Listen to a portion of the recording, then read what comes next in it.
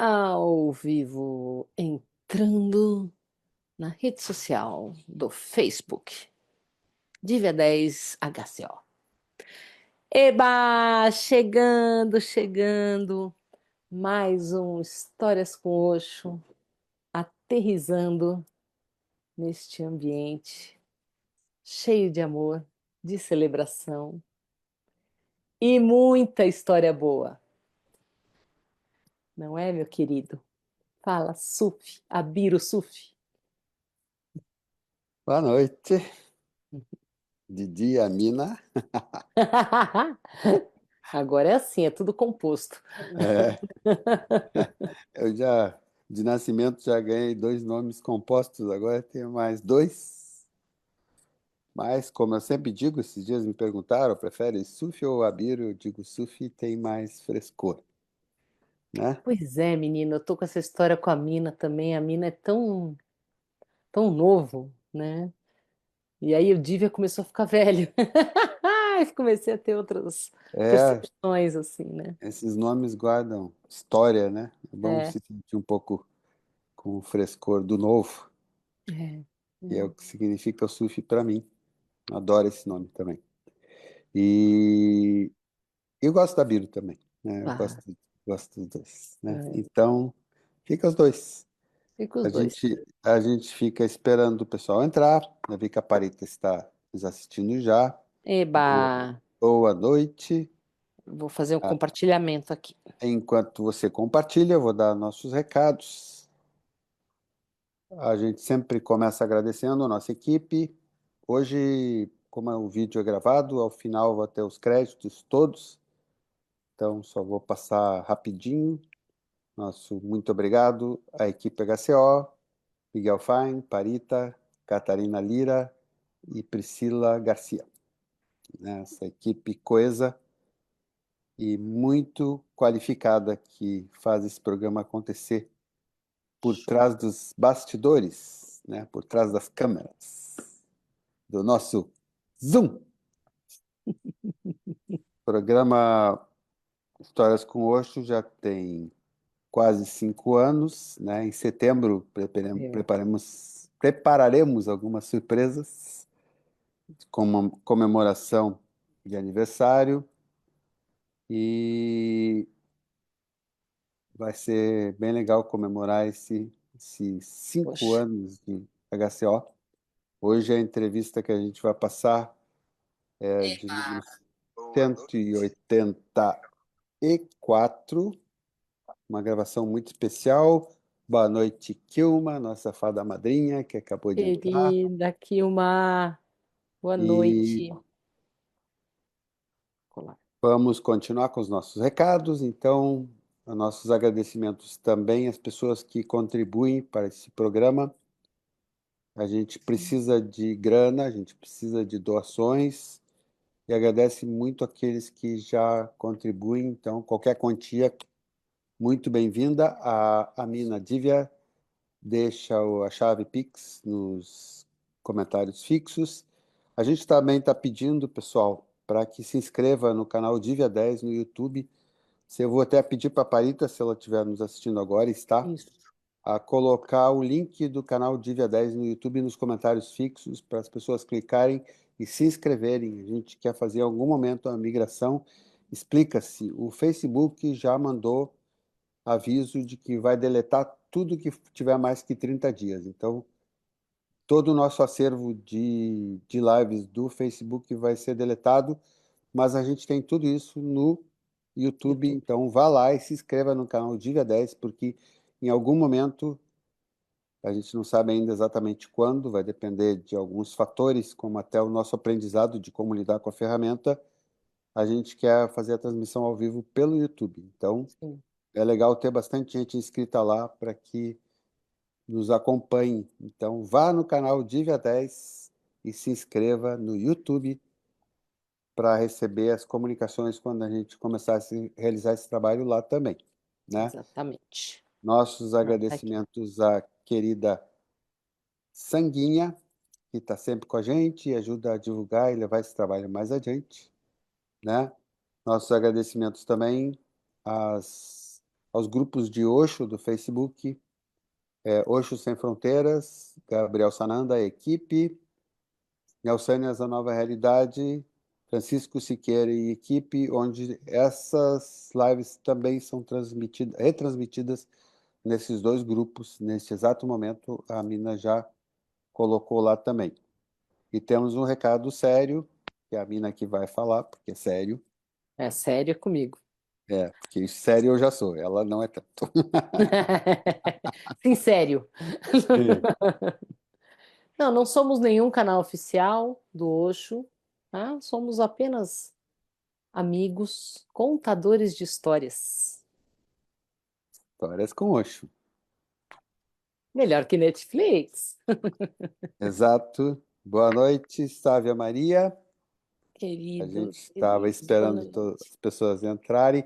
Hoje a gente passa uma entrevista que não é uma simples entrevista, ela é uma aula magna. Uau! O cara deu uma aula sobre cultura indiana, é um grande músico, produtor, cineasta, né, criador de conteúdo, podcaster, que a gente chegou nele porque ouviu a canção da famosa Shivahan no filme do Lakshen, o 10,000 Shades of Osho, a música dele estava lá, o que nos levou a ir até ele, e ele gentilmente nos concedeu essa entrevista e vai passar também no canal dele, né? Sim, Ele vai publicar essa entrevista, fez a edição por conta dele, assim como nós fizemos nós mesmos, né?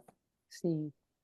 Então, Imperdível, gente, imperdível. Cada minuto com ele é uma profundidade, um nível de aprendizado que a gente não vê por aí, sabe? Uma pessoa isso, que foi treinada, né, nos mantras. Então, também esse mantra é uma coisa que te atrai, é para assistir, porque é lindo que ele fala sobre a estrutura mesmo, vocal do mantra, o nível de vibração que emite. É, olha, imperdível.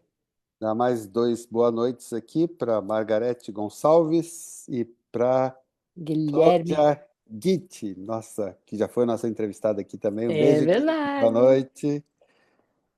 Vamos lá? Guilherme Mancini também que está aqui. Vamos lá, ó, dessa vez vai, tá? Eu sempre volto, vou, mas dessa vez vai, tá bom, Até gente? já. A gente no final volta para dar um tchauzinho. É, até.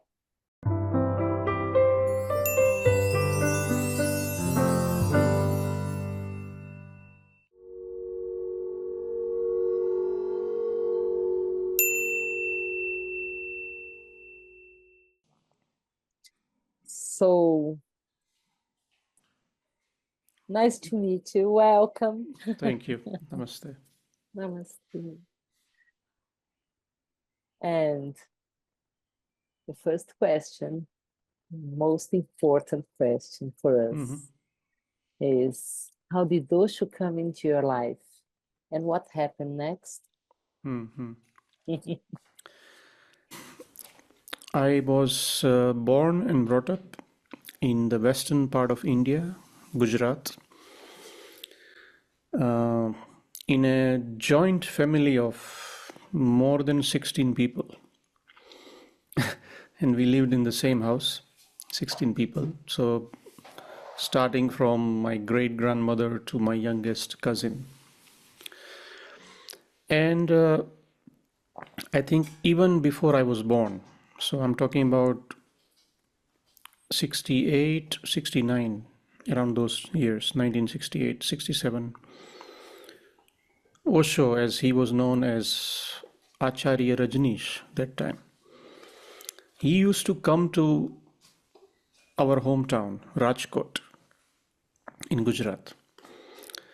And my grandfather used to go and listen to him. He was very, very touched and inspired by him and his teachings and his discourses and some of his books. And then, sometime in 1973, the first member of our family took sannyas, followed by my grandparents. In the same year, in Mount Abu, that time even the Osho ashram in Pune was not established. but Osho had already started giving sannyas. So it was my aunt first, and then my grandparents. And then, already in the family, people were reading, listening to Osho, doing dynamic, kundalini, all those meditations. So then at some point, my father took sannyas. And then in 1978, I was 7 years old. And my mother was in Pune, and I was with her to take sannyas. She was going to take sannyas. And for some reason, I don't know how it happened, I expressed the wish that I also want the mala. I was interested in the mala. Yeah, so here it is. Ah, So I think my name was joined with my mother. And 1st of January 1978, the sannyas happened at the hands of Osho. I still remember the conversation with Osho. He asked me, what do you do? So I said, well, I go to school. I'm in 3rd grade. And he said, do you do meditation? I said, yes. Because I used to jump into some of the sessions of dynamic meditation. While, there was regularly dynamic meditation going on in our house. as a boy? As a boy, yeah, as a 7-year-old, we would jump especially into the Wow. second stage of catharsis. We will Ah, jump and scream and catharsis. and then come out.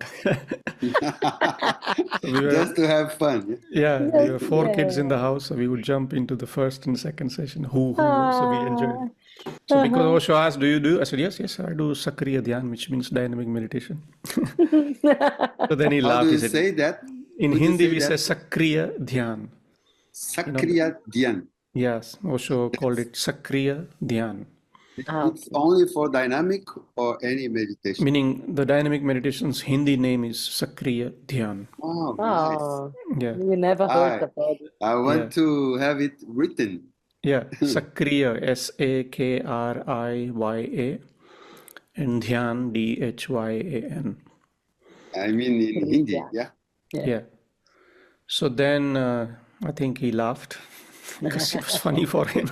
He said, come here. So I went closer to him, and in our tradition, it automatically happens that you bow down. So I touched his feet. He put the mala, and that time I got the baby mala. That time he used to give these small Oh. malas for kids, Mhm.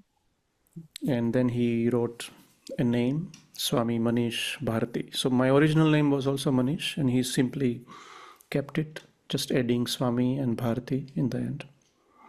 So that's how, in a way, Osho came into it. He was already there. It's just that this sannyas happened in this way. Mhm. Of And what's course, the meaning of your name? Manish means wisdom. Wisdom. Yeah. Oh.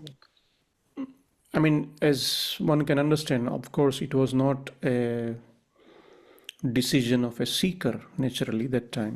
At 7-year-old, it's not like, okay, I need a master and I want to get enlightened and no, nothing like that. It was just happened out of an existential reason, I guess. But then it planted a seed somewhere, Mhm. and then slowly, it started making sense. What is this? What is this all about? So that's how Osho came in this life. Mhm. And my grandfather was already running a meditation center in our house. Ah, So what was happening was that Osho was speaking in Pune, and then 2 weeks later, those cassettes would come to our house. And every day, a discourse was played exactly at 7 o'clock in our house. And about 100 people from our town will come into our wow. house and listen. So, as kids, okay, we were playing outside in the street, but every now and then you overhear Osho's voice. And so, a few Oh. seeds were already planting without really knowing what's going on. There was regular, festivals like, Guru Purnima and 21st March and Osho's birthday, and then the September festival. We used to always have kirtan at our house. So it was like a very natural process to grow into the atmosphere of Osho. It's like I did not know anything else except that. For me, childhood was okay. You are a sannyasin. In those days we had to wear orange clothes and keep mala outside also. And sometimes, yes, we would be made fun of also from the people. Okay, in the school, I was wearing normal school dress, but apart from that, we had to wear all those shades of orange. So it was quite a commitment in some way, but really, as a kid, I did not know anything else. It was just like growing up in this, and it was perfect. And slowly, everybody in the family became sannyasin, but everybody had their voluntary decision. Nobody was forced upon. So in that way, that's start. But then the real, I would say, the big next step happened was at the age of 16. I moved to Pune from my little hometown, apparently for the reasons of further studies. So my parents decided that I should go to Pune. And that time Osho was living in Mumbai, in this house in Juhu.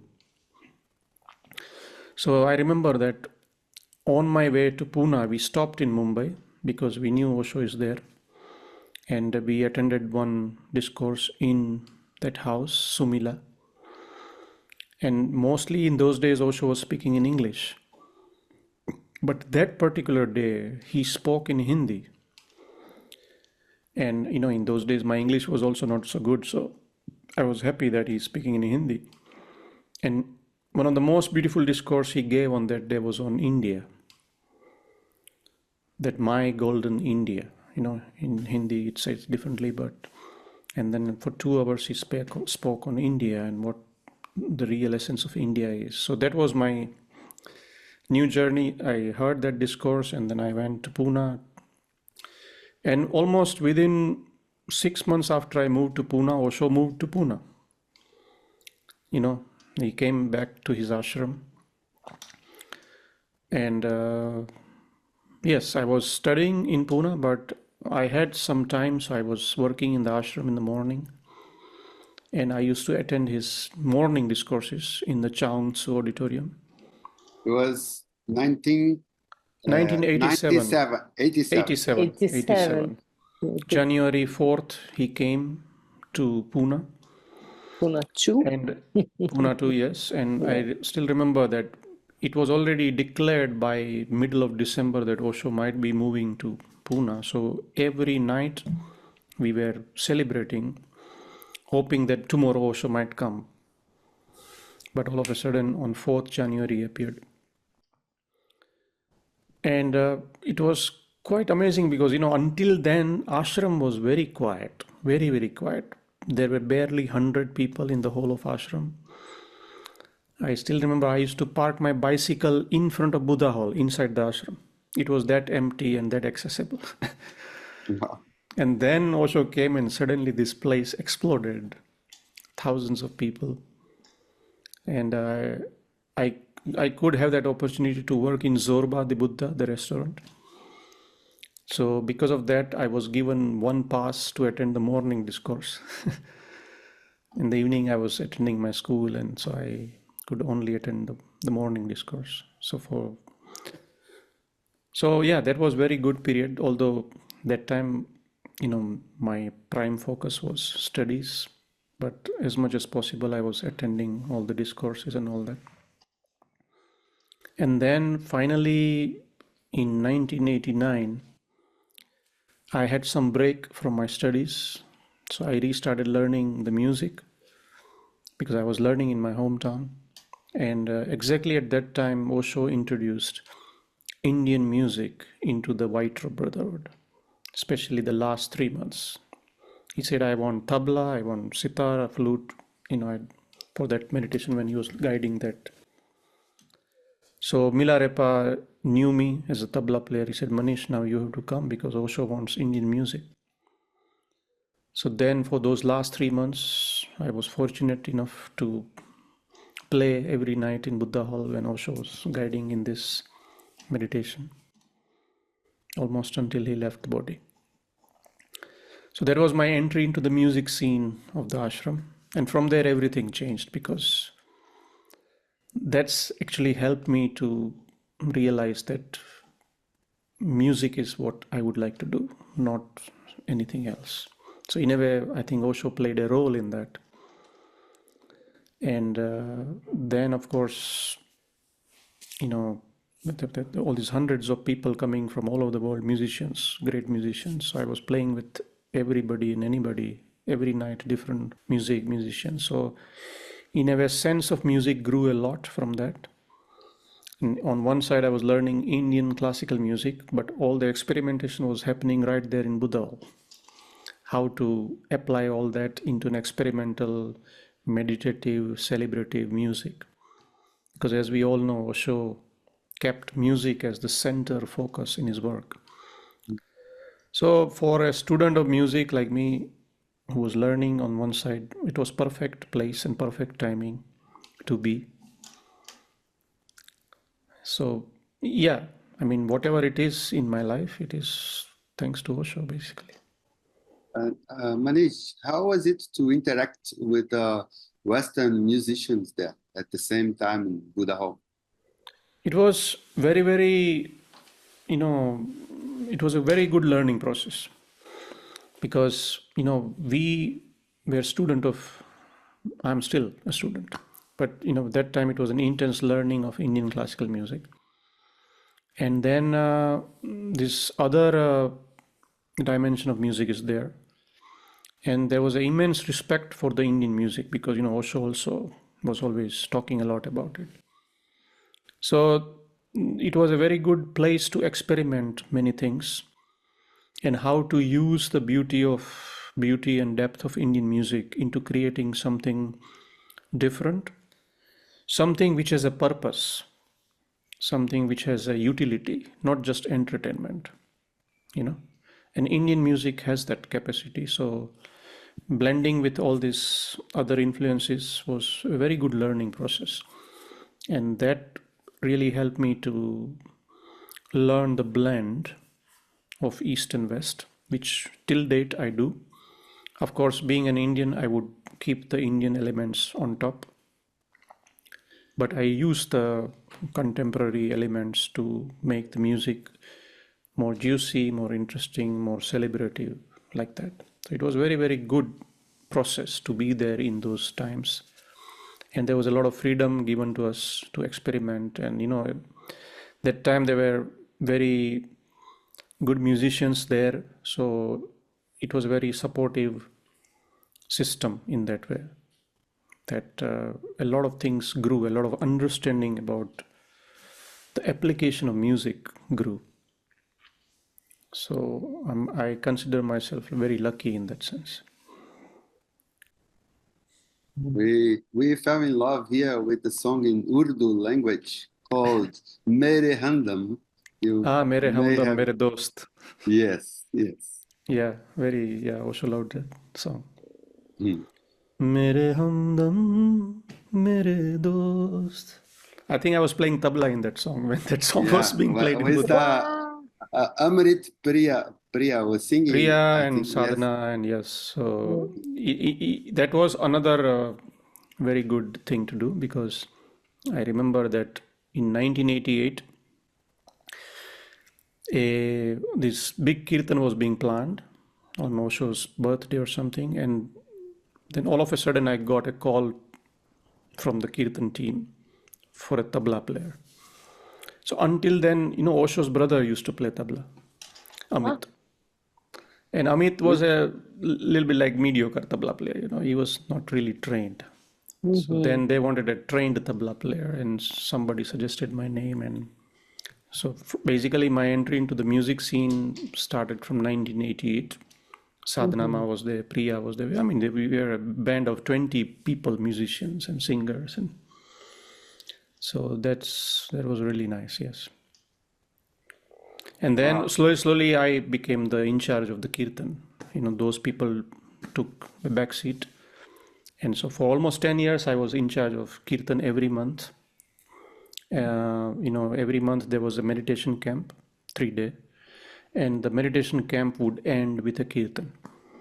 So me and my team, we will do Kirtan and of course other things like sannyas celebration and Sufi whirling meditation, Gurdjieff dances or folk dances or Natraj. I mean, music, as a musician, you would be very busy that time. Yeah. Can imagine. It was a golden period for many, many musicians. It's not the same anymore, unfortunately. And my active period in the ashram was from 1988 till 2002. And in 2002, I remember we played our last concert in the old Buddha Hall, me and Prem Joshua. And somehow we knew that, at least I knew this is my last concert here. And Wow. then of course, I started traveling a lot outside India with different bands and all that. So that was also the reason. And soon after that, Buddha Hall was gone. Then it went to this pyramid. So it was kind of my farewell to the place. Okay, schooling was done. Now it's time to go to the university, which is out there in the world. Yeah. But Osho, and of course, I mean, his teaching and his blessings and his guidance, everything shaped this life, not only for me, but for many, Yeah, we love absolutely the music that was made in the ashram in the Buddha fields. I especially, I'm kind of researcher on that. And then Manish, Swamiji, would you, as you mentioned, would you speak us a little about Kirtan? What's the meaning of it? And is it done frequently or only in special occasions? No, Kirtan, it's a very old traditional form of devotional music of India. So on one side we have the pure classical music, but then on the other side we have many genres of music. So there is devotional music, there is Sufi music, there is folk music, then there is Bollywood music, and then there is ghazal, like Urdu poetries. So Kirtan is one of those genres. It comes under the devotional of bhakti music, or what we call devotional music. And Kirtan is a very, very simple but very profound way of connecting with the divine in a very simple way. So for many people, like, in some way we say that as far as yoga is concerned, so, when we talk about yoga, everybody thinks it's yoga, like, doing all these postures. No. So primarily there are 4 paths of yoga. So there is Gyan Yoga, which is the path of wisdom. Then you have Bhakti Yoga, which is the path of devotion. Then there is Karma Yoga, so path of selfless service. And then Kriya Yoga, which is all these postures and asana and pranayama and all that. So Kirtan in a way belongs to Bhakti Yoga. And Bhakti Yoga is for those people who are not really intellectual, who are not into any kind of yoga practice also. For them, it's simple connection with divine through mantras, through bhajans, through kirtans. So Kirtan is a very interesting and powerful, I think Osho even called it the simplest and most powerful technique of meditation. Because you don't have to do anything, you just have to participate and allow the energy of the music to take you. And it's a technique of dissolving, So in that way, Kirtan has been since centuries a very, very powerful form of music for simple people. And it can be done anytime, anywhere, but especially on the festivals, different festivals dedicated to different deities. And it is done a lot. And generally, in the West, sometimes Kirtan is misunderstood, because I know I've lived here, I've traveled a lot. So one must know that Kirtan is something which slowly, gradually builds up musically, energetically. If it is horizontal, it is not Kirtan. Sometimes I've seen some so-called mantra or Kirtan events where they call it Kirtan, but basically music remains more or less horizontal. Horizontal means it doesn't build in energy, in the speed, in the momentum, in the whole. So that is not kirtan. Kirtan is something which has to gradually rise.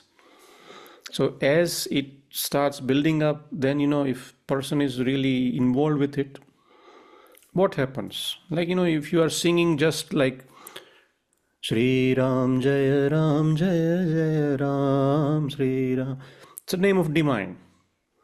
And what is the idea behind it? That whatever you repeat, you start becoming that. So Ram is a divine energy, Krishna is a divine energy, or you say Shiva or whatever.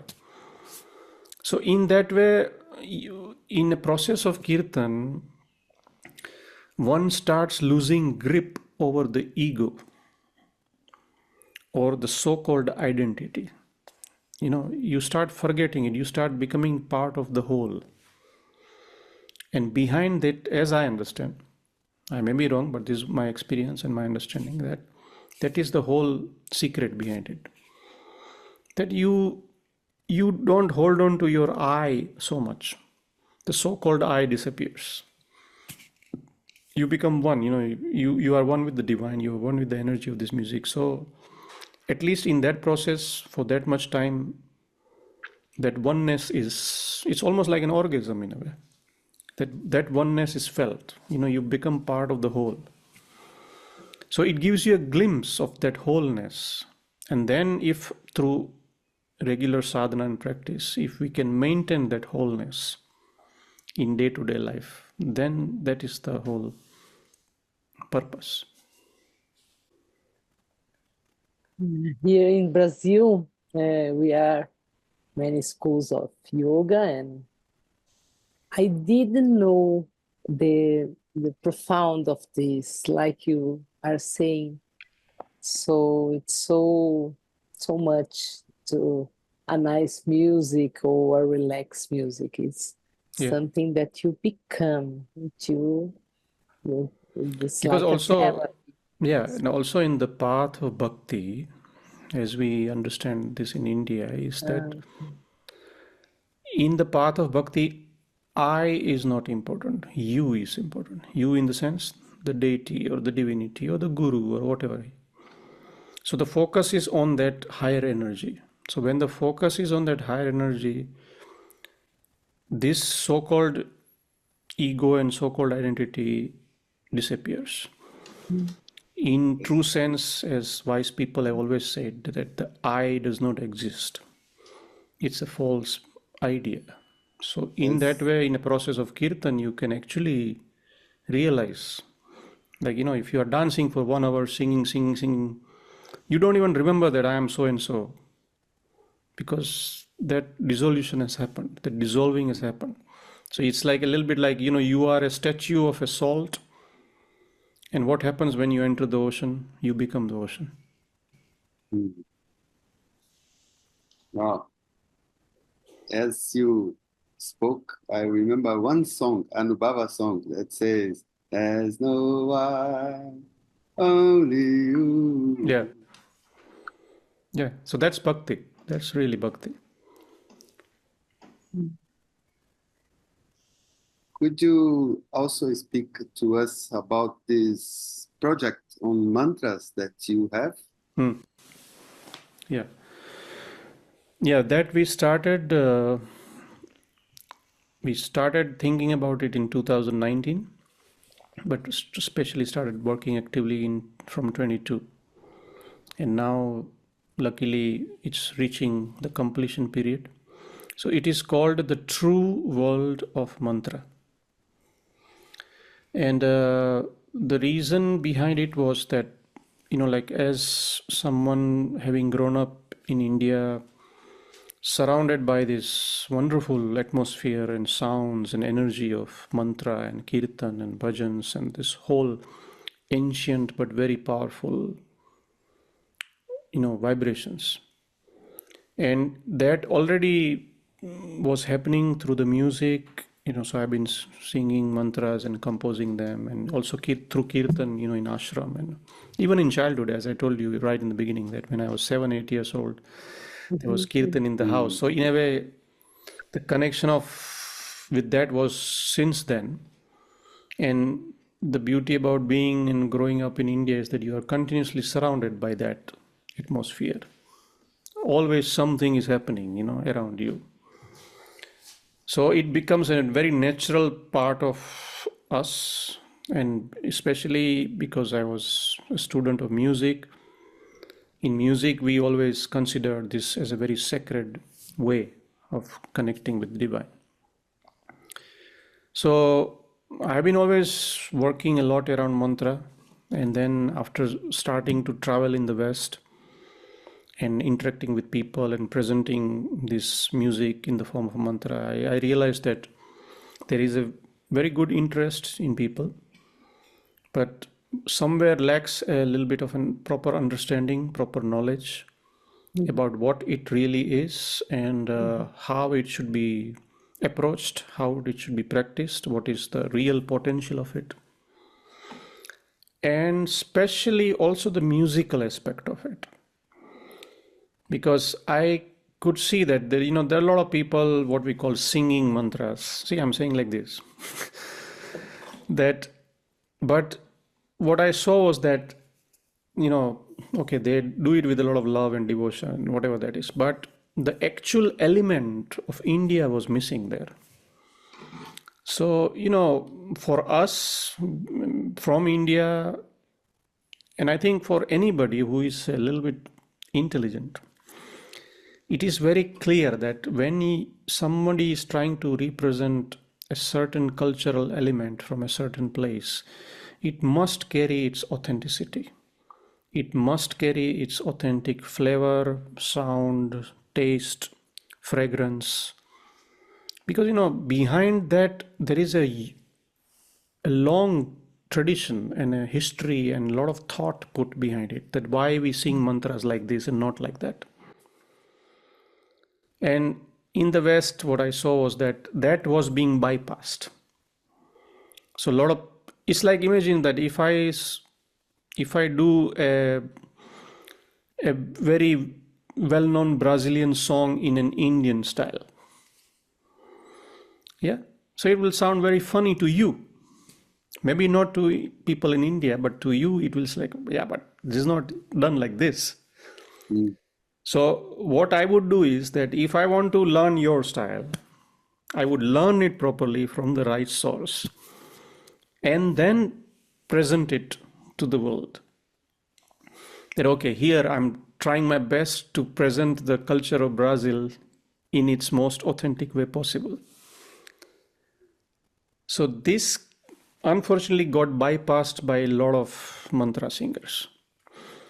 So when we hear it, and frankly, I will tell you, many times I have to pay attention to what they are singing.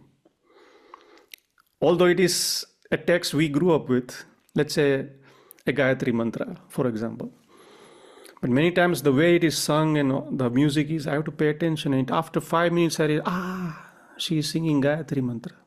Because pronunciation is all over the place and the musical element is missing. So first it sounds like I love you, baby.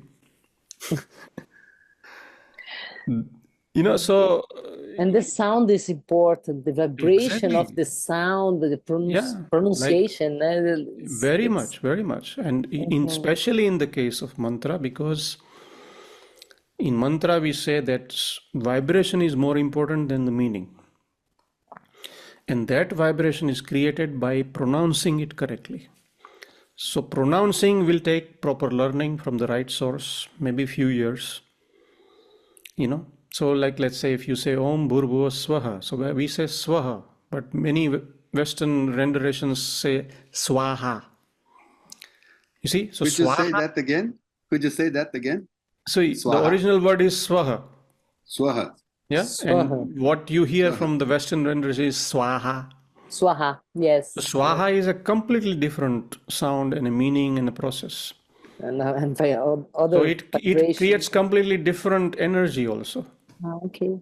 So to understand this, a proper training is needed. It takes many years to learn that. Even many times I have to pay attention to many Sanskrit pronunciation because it is such a powerful language, guys. But And it's to come in contact with that right vibration, proper learning training is required. yes, and it's very ancient. Yeah. Very, very So, ancient. It's one of the most ancient languages on the planet. where do you get the proper learning in India? I must Well, in ask. India, there are many places. Yeah. Thankfully, there are many, many places. So, but of course, one has to research a little bit. And nowadays, because of the technology, it's easy to find. Of course, best would be to have one-to-one training where there is a continuous interaction. So anyway, so idea of this documentary came because of that I think it is time that especially the Western world comes in contact with true world of mantra. That's why we have called it the true world of mantra. I would have called it world of mantra, but because there is a little bit illusory world of mantra existing which does not give you the full spectrum, it's a good introduction, I would say. Okay, people in the West have heard this, that, but now I think it's time to go 2.0, upgrade, come in the real contact of the true world. So, we started exploring, we started finding out about people, and we met some amazing people for this project. They have been working in this field for their whole life, very silently but dedicatedly. And most of the people are unknown. They don't have even websites, no Facebook, nothing. They're hidden. But they are highly respected in their circle because of their work done in that field.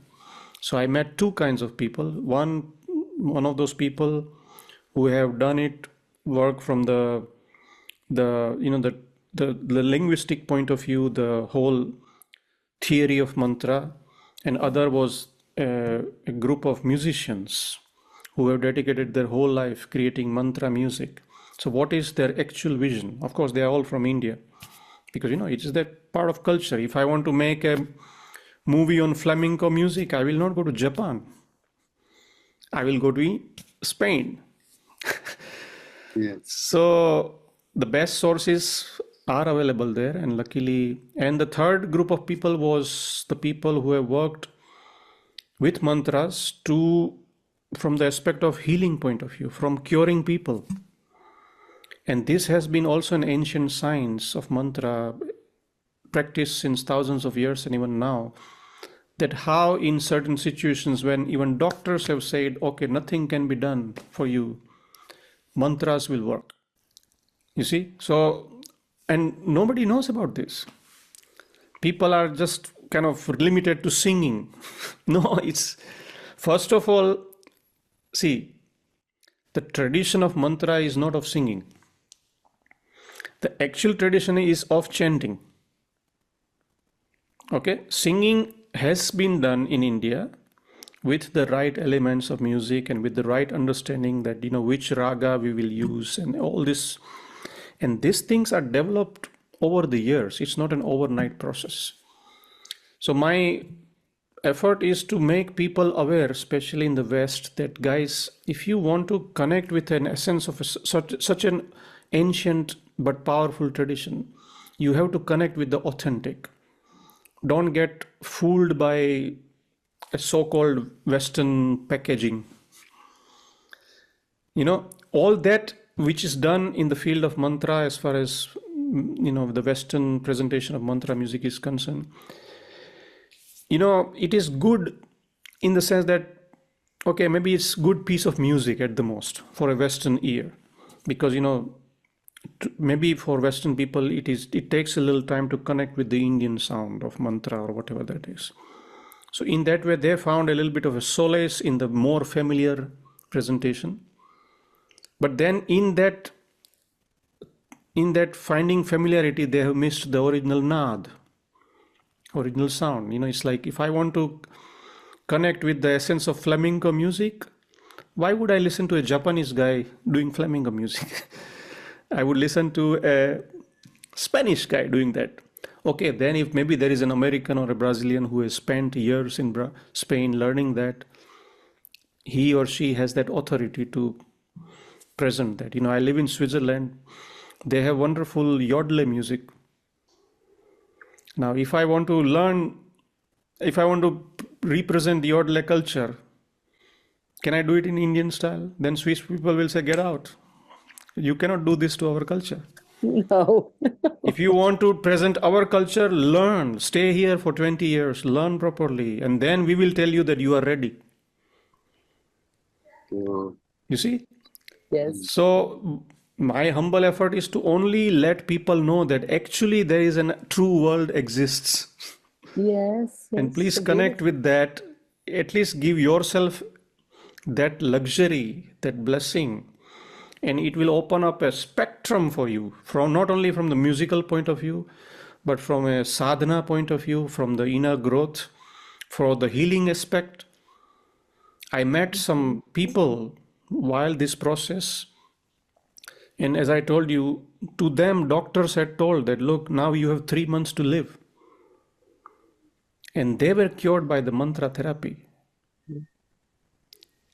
See, so a really amazing world is existing. So yes, that is a little bit about the project, and it's going in a good process right now, and hopefully maybe in the beginning of next year it should be ready.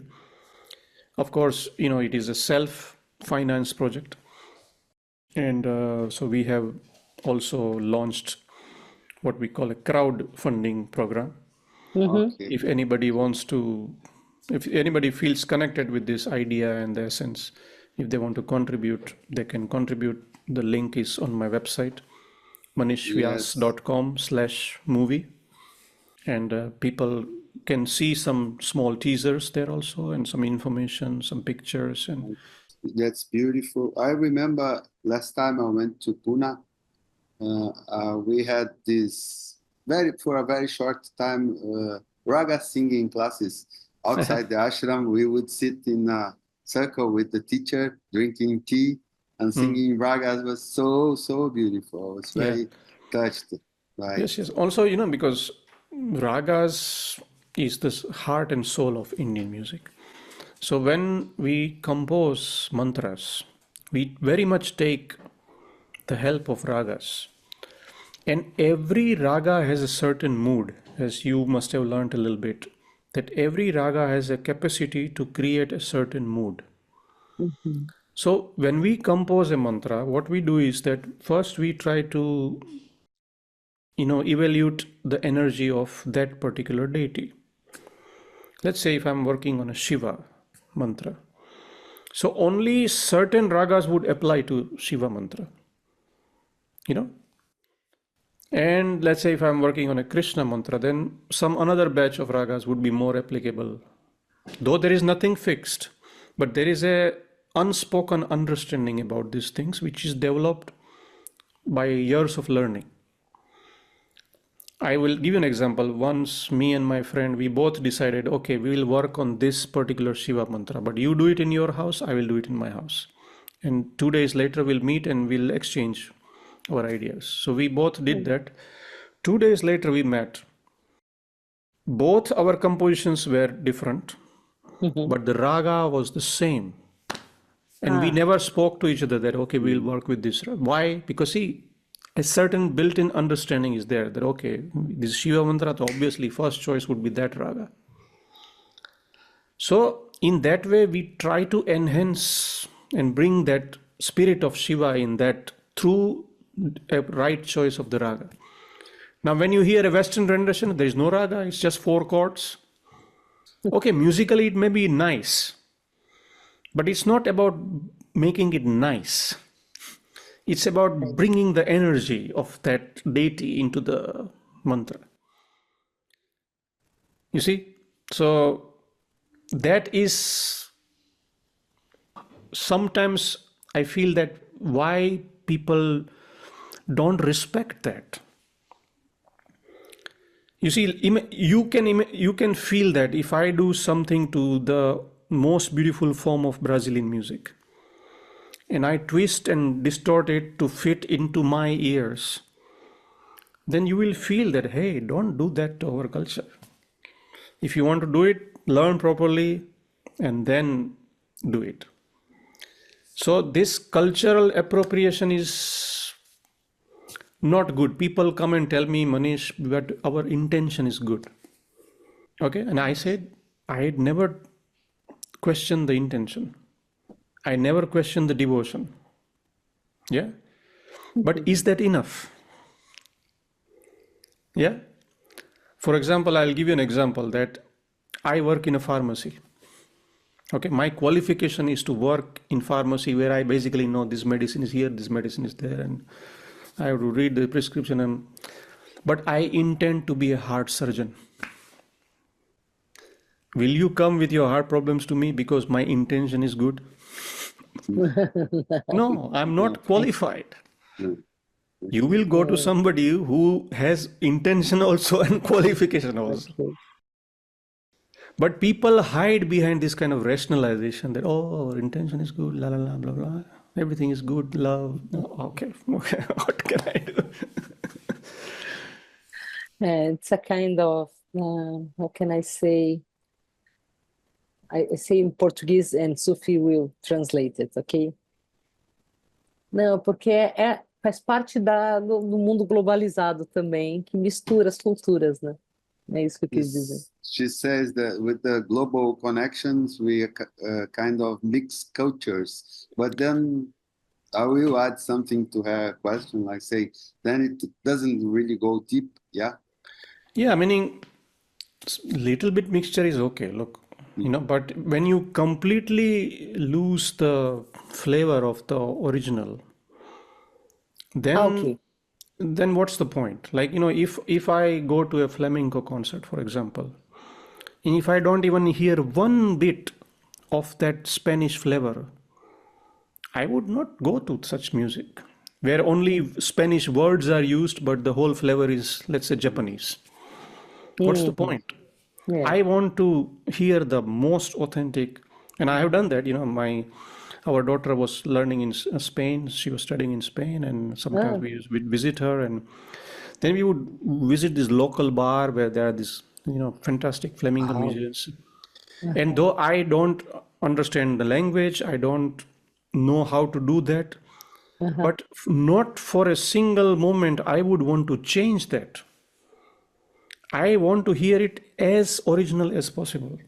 And then if I inspired, then I would go to their feet and I say, okay, make me your disciple for the next 20 years and I will learn from you. And when you say I'm ready, I will go out and play it. Yeah. So mixing is okay. I will give you an example. When I moved to Pune, for the first time I had Chinese food. Okay, in Pune, in India. So we loved it. I loved it. Oh, great, Chinese food is so nice. But then, for the first time, many years later, I went to South Korea. And somebody gave me Chinese food and I hated it. So, but they said that this is the original Chinese food. What you ate in India is all spiced to fit your... So you see, I got cheated. Now I know what is original. Okay, now I don't like it. That's a different thing. But what I realized that I don't like the original Chinese food. I like the fake Chinese food. Yeah, it's okay. Yeah. So, but you see, food and everything is, but this is, the world of mantra is sacred. Yes. And that is why, just to end this topic, is that there is one quote which is, you can say, the backbone of this project and has inspired us to work on this with a lot of passion. And that quote says, tradition is not the worship of the ashes. Tradition is not the worship of the ashes, but preservation of the fire. You see? So it is about preserving this fire which has been burning since thousands of years. That's all. Wow, it's beautiful. So important Yeah. to share this, to You know, teach Occidental, Western people, to Yeah, meaning to know what a I little feel bit is that, more. there's a lot of genuine interest. So that is very, very good. Uh-huh. Just like over the last 60 years, there has been a interest in yoga. So now in the last Mm-hmm. 10, 20 years, there is a lot of interest in mantra. So Mm-hmm. because of that interest, I feel that that interest must be nourished with the right information Yes, yes. so that they can access the more potential of the mantra, Mm-hmm. the more the what is the actual sound and the vibration. Mm-hmm. Speaking about the vibration, we came to you basically, I think, because we just loved that piece that is in the Lakshan's movie, Ah, Shivoham. sure. Yeah, it's a beautiful one. I love it. Yeah. Yeah, apparently that piece has been one of my most well-known song and has brought a lot of people closer to me in that sense. Yeah. Mm-hmm. It happened in Pune. I was just actually yesterday night I was singing that song in a Ah, yoga center. So I ah. was telling the story how it happened because I was Yes, living in yes, Pune at please. that time in Koregaon Park. And as you remember, in Koregaon Park, the dogs would always be awake till 12 o'clock in the night. Mm. They are singing their songs and mantras. So I Mm. had to wait till they are asleep. And then at 2 o'clock, I started recording that song in the night. So, yes, Shivoham. Shivoham, is it an ancient mantra too? It is an Mantra ancient too? text, yes. Okay. It is more of a shloka than mantra in a way. But Shivoham in its own is also like a, it's a little bit like a declaration. Like, how Osho used to talk about Mansur. So, Anal Haq, Mansur used to say, I am the truth. Oh, So, in India, we have a concept of something called a Brahma Vakya, which means the supreme statements. That when one becomes enlightened, a lot of people choose to remain silent because they don't want the trouble. Mm.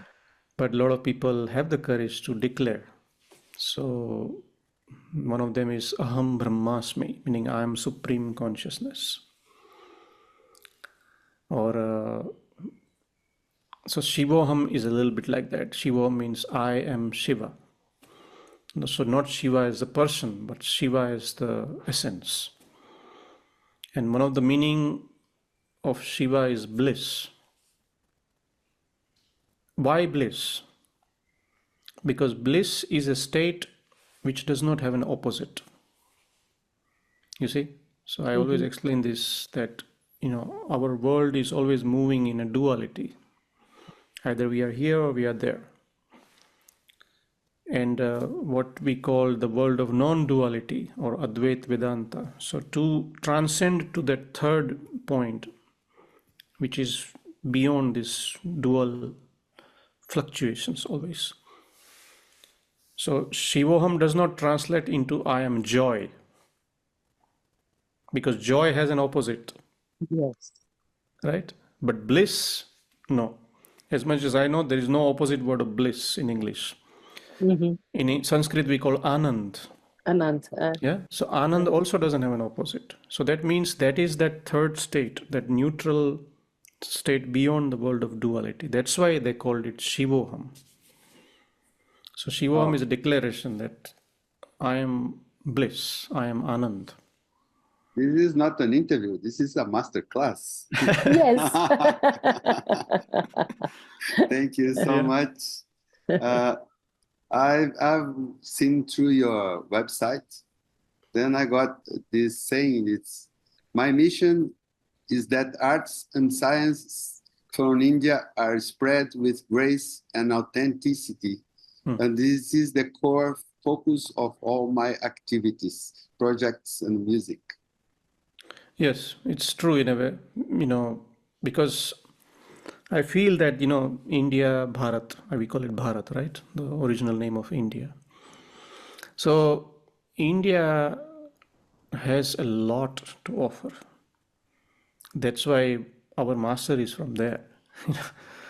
And when it comes to the offering, it is also important that while it becoming accessible, which is a good thing, but it doesn't lose its purity.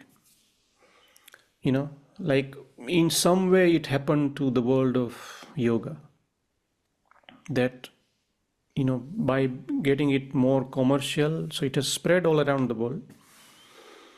But then in that spread, the essence started becoming minimal.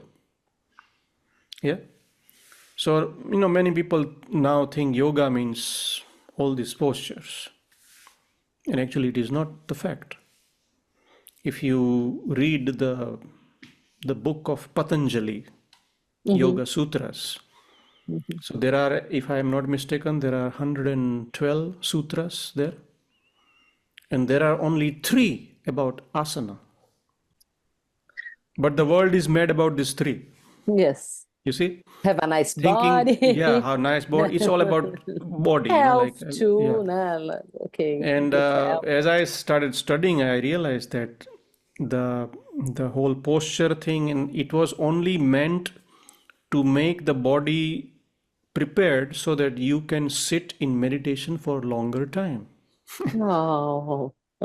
So the actual focus is somewhere else, but somehow, so in that way, and I'm talking only about one dimension, which is yoga. Then you have mantra, then you have tantra, then you have yantra, you have Ayurveda. So just yesterday I was saying that in the West, one big misunderstanding about these 3 things is that yoga means asana, Ayurveda means massage, and mantra means singing. Yes. And this is a limited understanding. This is there, yes. Ayurveda has massage, but if you think Superficial, Ayurveda is né? only massage, then it's not the case. Yoga is only asana, that's not the case. So it's not that I'm a nationalist or something, but I just get overwhelmed by the gifts that India has to offer. I myself wish that I would still have another at least 400-500 years of life, that I can go into the depth of all these things, because it's such a vast ocean of profound wisdom. And one lifetime is definitely not enough even to explore one field, I'm telling you. Not even one field. See, like I'm talking about mantra, I'm working on this project, and I myself realized that when this 2-hour documentary will be ready, I would have to at least make at least another 3-4 sequels to give a little more broader aspect of only one subject, which is mantra. Then we have this tantra, we have Ayurveda, we have astrology, so many paths that this land, then the wise people of this land offered. So mission is maybe a little too harsh word, but mission in the sense that passion is there. That not only that my understanding grows in that, but as much as possible, if, through, and for me, the medium is music. That is the best thing I have. Yes. Thankfully, Yes. with the blessings of the master, music is a very good tool to transmit many of these things. So in that way, my concerts are not just like, okay, the next piece is this and the next piece is this and no.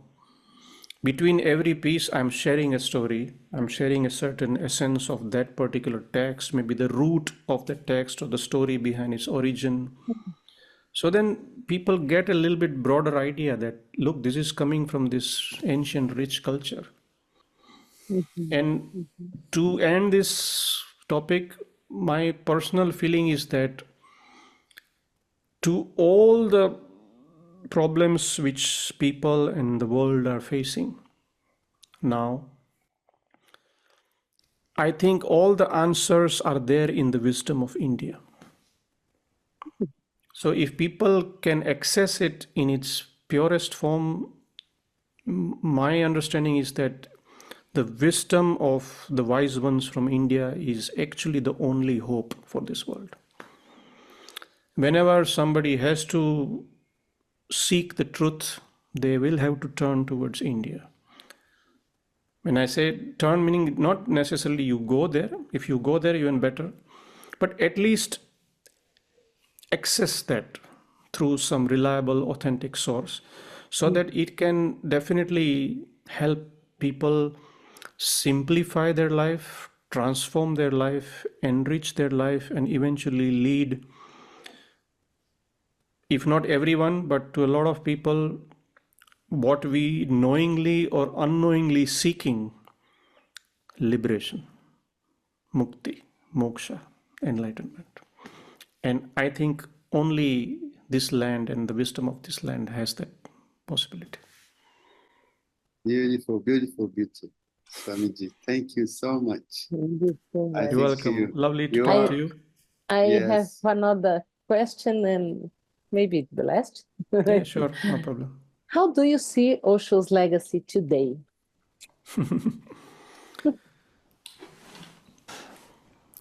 You know, Osho to me has been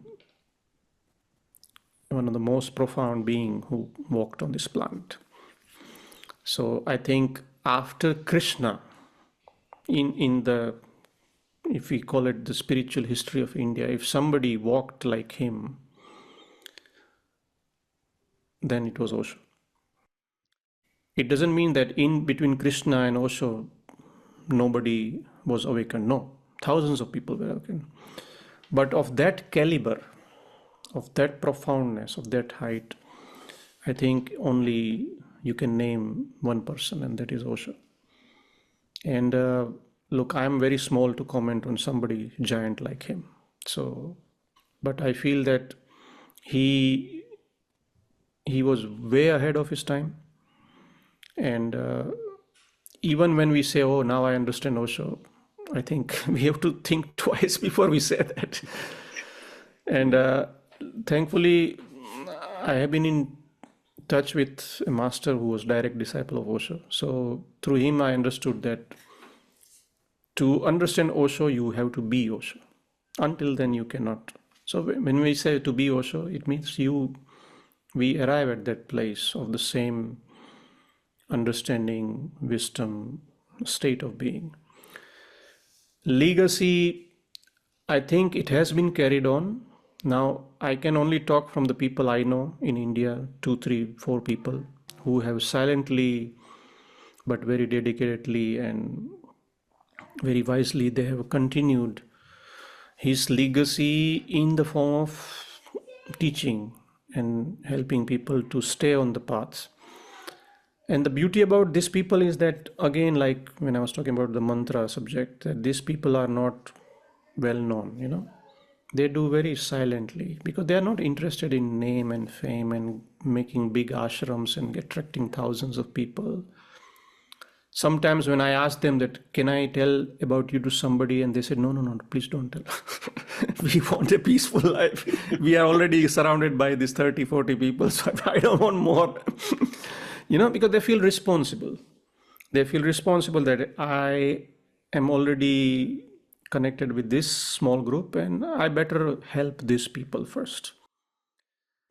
So in that way, I think very silently his legacy has continued in form of some of his enlightened disciples in India that I know. There may be more somewhere else, I don't know. Yes, we know here in Brazil also Osho's enlightened disciple. Yeah.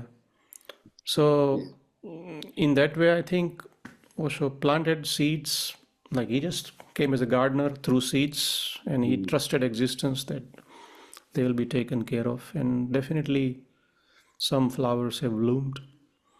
And so one must, I think, try to remain in touch with those, to stay in touch with that fragrance and that blooming, you know. Swamiji, thank you so much for You're sharing welcome. this so much wisdom with us. That's nice. It's all Osho's, nothing is mine. Okay. You know, I mean, whatever But we have is yeah, his blessing, his teaching. And in Hindi we say, Mera mujh mein kuch nahi, jo kuch hai so tera. Meaning in myself I have nothing. Whatever is mine is actually yours. Okay. Wow. So, as we said before, would you play something to us? Just a quick version of Shivoham. I'll do. Yes. Yeah, I don't have my whole setup, but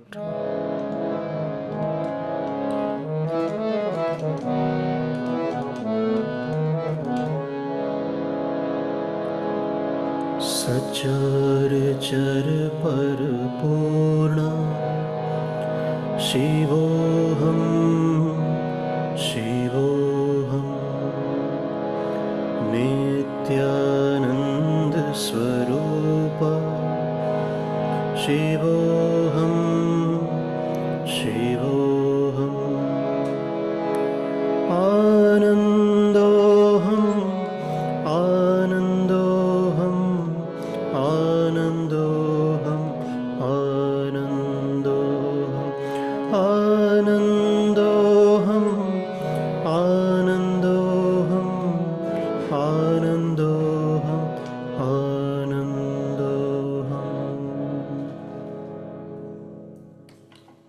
Jai Osho. Thank you, Sophie. Thank you, both of you. Thank you. Thank you.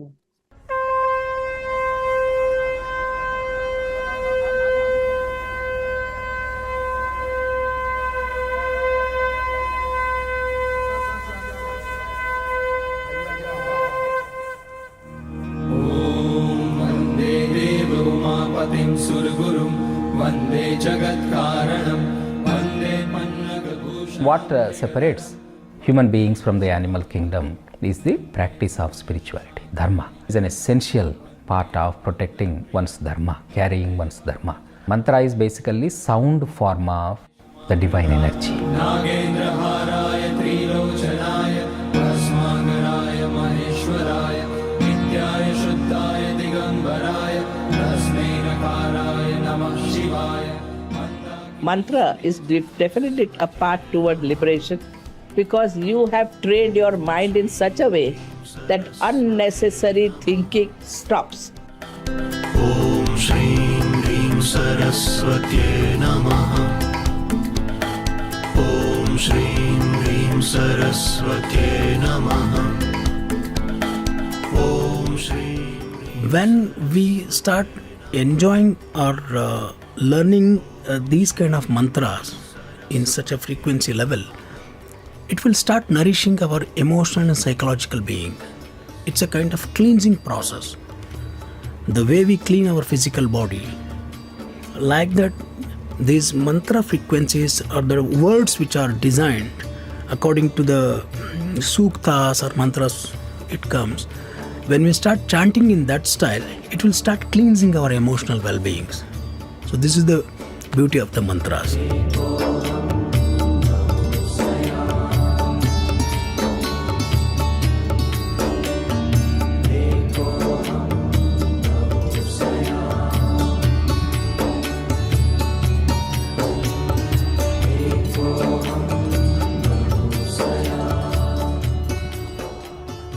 Those sounds which have been created by the great seers, they are the mantras. The explanation of the word mantra is mananat trayate iti mantraha. Manana is repeating the same sound again and again and again. Mananat, because of manana, trayate, it protects you.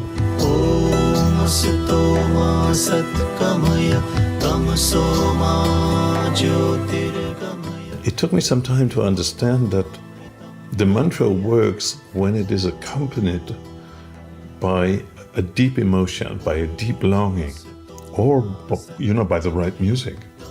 Because as a psychologist having done a lot of research in neuroscience also, I do understand that emotion creates a coherent field of energy within your body. That can be gratefulness, that can be love, that can be joy. And then when the mantra is accompanied by the right music, by the right raga, or by the right emotion, then it becomes really magic. I find it most attractive that there is a tradition that's alive and speaks to the hearts of the people. That's so obvious. And the kind of atmosphere it generates, also through the presence of a musician that is truly rooted in that tradition. Om Sitoma Satkamaya Tamasoma Jyotirgamaya Mrityormamritam Gamaya.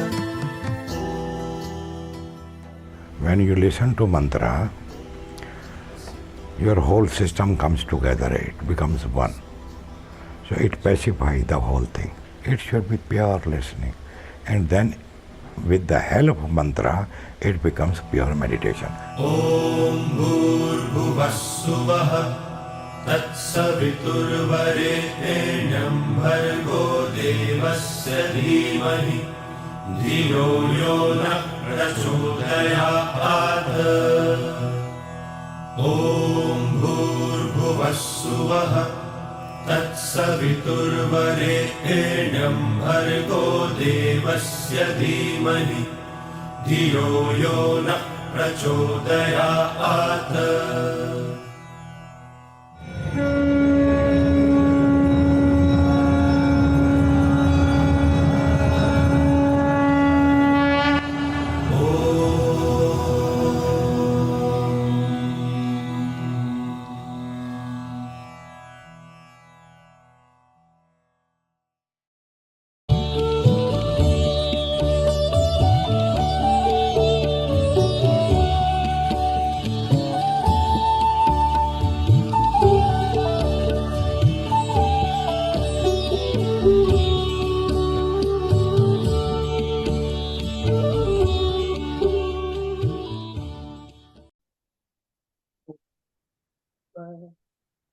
Sua.